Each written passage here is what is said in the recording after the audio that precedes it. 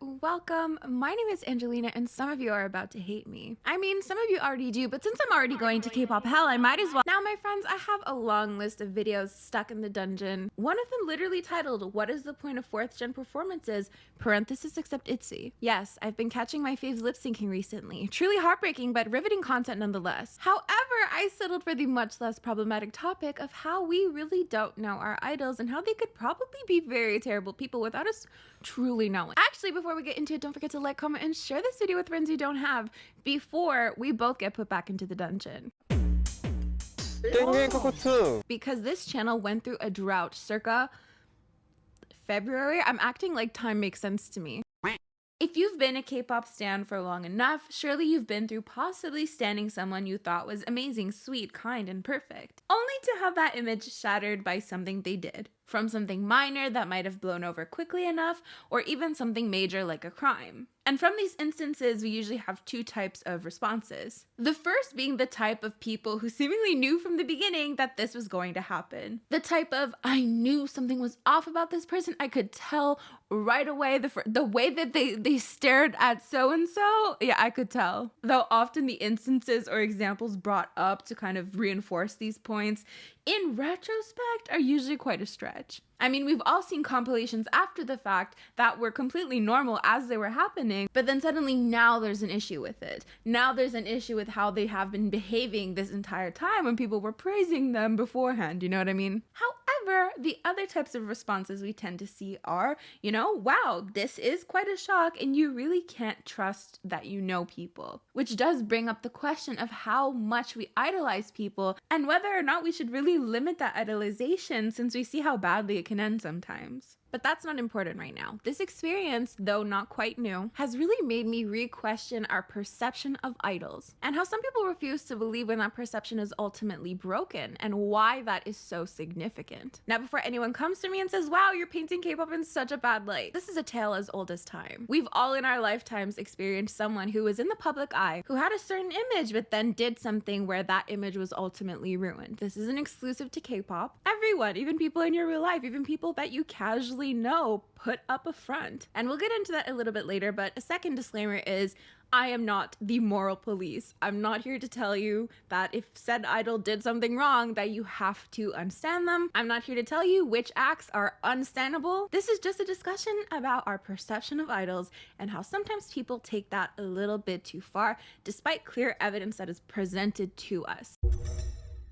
Let's start off with point number 1. Creating the perfect perception. This is a point of conversation that I bring up quite often because I think it continues to be incredibly relevant. The cold hard truth is we just think that we know the idols that we stan. And this is a life lesson that can be applied to anyone. If you don't personally know someone, and even sometimes to an extent when you do know someone, there's just a certain amount of imagination that you need to use to fill in these blank spaces. For example, an idol that you like. If there are some things you don't know about that idol, you're very likely going to fill them in with your own personal beliefs, your own personal values. You can be mad convinced that your idol wouldn't hurt a fly, has absolutely no desires in this world, only lives literally off of their fans' love. But we know that's not true. But truthfully, anyone has the potential to surprise us. For example, in my very extensive sociolinguistic studies, we learned about the observer's paradox. When you tell someone, hey, I'm going to study your vernacular, and when someone knows that their language is being studied,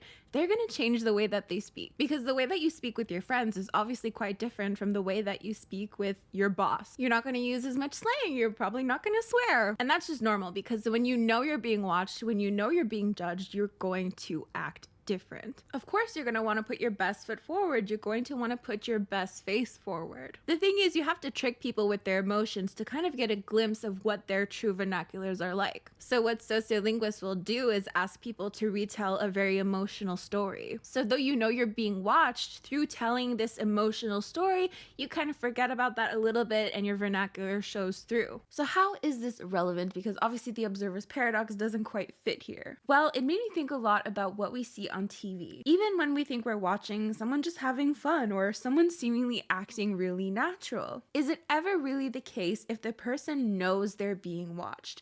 Can someone ever really show who they are at their very core with the knowledge that other people are going to see this. Of course, this is the case for idols whose jobs it is to entertain people on TV, and most people on TV. I maintain that even people on reality TV, to an extent, because I maintain that if there was a check involved, I would start a fight too to make things interesting. All that to say, when idols are on camera, it makes sense that they would also want to put their best foot forward. But I feel like this concept can really be applied to everything in the media, right? People photoshopping their pictures, people trying to act like they're the best people in the world, when really deep down, we're all super flawed. Because again, I'm sure we've all been faced with situations where someone acted a certain way on camera and we thought, wow, you know, this person is truly amazing. And then bam, a scandal, bam, something else happens and that image is completely ruined. Interesting example, and please bear with me, I promise it is super relevant. 19 Kids and Counting, the Duggars, yes. I mean, when I was younger watching their show, I thought they were just like really into religion. I didn't think about how their sweet demeanor on TV could be so heavily contradicted by what was exposed of them in real life. So scandal after scandal would pop up and it would ruin the image that I thought of them previously, or at least what I understood of them when I was younger, just, you know, casually watching the show when it played on TV. Now, I only mentioned the Duggars so I can segue into adding on to this tweet, the forbidden comparisons. Hongjung from ATEEZ and Jessa Duggar. I'm sorry, kind of. I'm kind of sorry, but like the teeth, right? Digressing. People in the public give us bits and pieces of who they are at their core. I've had very lengthy discussions about this with some of my friends, but have you ever really thought about like their political stances, their religious stances, their views on the LGBTQ plus community, their views on feminism? They're very deep questions that aren't usually discussed. I mean, maybe in 2010 you would have more chances to hear an idol talk about these things, thusly increasing the chances of also having a 10-year beef with some idols. But my point is, if we don't know, we can then assume the best. If I don't know your views on feminism, I can kind of give you the benefit of the doubt, right? Because in situations like this, I can't just outwardly ask you. So in that sense, the mystery surrounding the subject is actually better. Because if you don't say anything, then you can't say anything wrong. But if you open your mouth and you happen to say the wrong thing, then there's no going back from that. And with the current K-pop atmosphere, there's just a lot at stake because we know fans are super dedicated. So if an idol says something wrong, or if something is mistranslated, or if something is misinterpreted, the potential damage is so much worse than it was, say, 10 years ago. So it makes sense that idols would be a little bit more closed off, that they wouldn't, you know, outwardly express that they're dating and having a child. But because 12-year-olds are so cutthroat, 10 years ago, an idol would outwardly describe in such specific details what their ideal type is. She would be under this many kilos. She would be 153 centimeters tall, nothing more, nothing less. She would have an ant waist and like the color purple. I mean, K-pop was just wild back then. I was playing another video and I was doing some research and like they were literally on TV like measuring people's waists, comparing girl groups members' waists, like Kara's waist versus Girls' Generation's waist. And I feel like fans ate that shit up back then.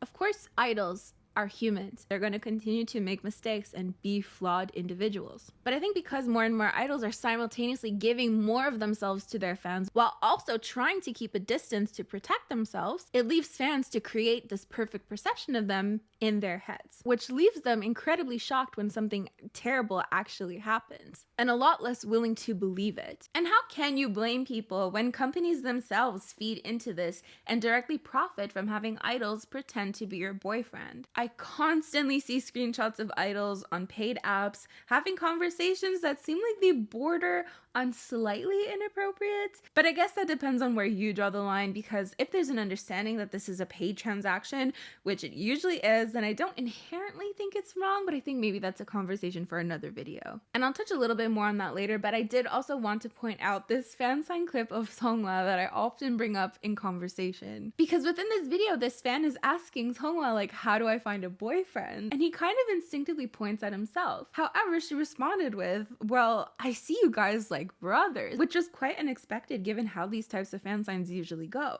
It seems quite common that idols almost instinctively just expect that their fans would see them as boyfriends rather than friends. But at the end of the day, of course, we have an industry that would think it's in their best interest to feed into this because it's profitable. Again, a conversation for another video. If you guys are interested, I'd love to talk about it, because we love to pretend like we know idols to a T. And don't get me wrong, I absolutely love theorizing about like which idols wouldn't judge you in a bikini or which idols would like lose your parrot if you let them take care of it while you're on vacation, I feel like Yeosang definitely would. Granted, he seems perfectly well-intentioned. I just feel like he would leave a door open and disaster would ensue. But personally, I draw the line at knowing an idol by age, height, and astrological sign. I actually don't want to know any more than that. And this isn't to knock that at all. Idols having blanks to fill out is literally the only way we will know them. Sorry to break it to you, but that's the only way you will ever know your idol, is by what you make of them in your head. I don't even want to meet the idols that I stan.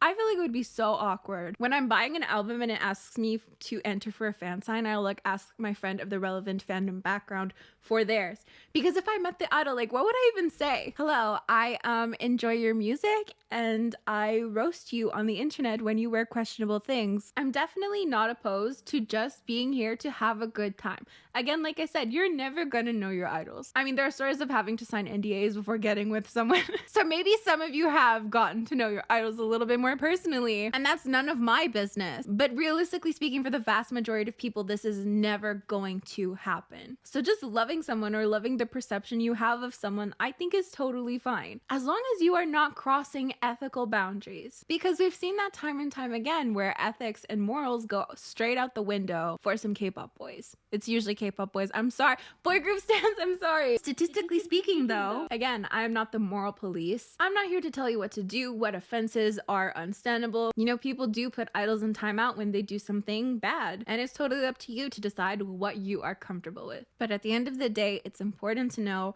that anyone can surprise you, that people are perfectly complex. People are just complex. My fucking glasses keep hitting this. So thank you for coming to my TED Talk. It was nice to see you guys again. Of course, I would love to know your thoughts about all of this in the comments down below, but I do have a specific question of the day. Which idols do you think would lose your parrot if you let them take care of it while you were on vacation? Or do you have any like very specific situations where you can picture an idol in? I'm dying of curiosity. Don't forget to like, comment, and share this video with friends you don't have. You can also join my channel members by clicking the join button next to the subscribe button, or my Patreon by clicking the link below. These are the lovely individuals who help support my channel on a monthly basis. It means the world to me. And after fidgeting with my hair for 46 minutes and 52 seconds, I'm going back to voiceovers. I'll see you guys next time.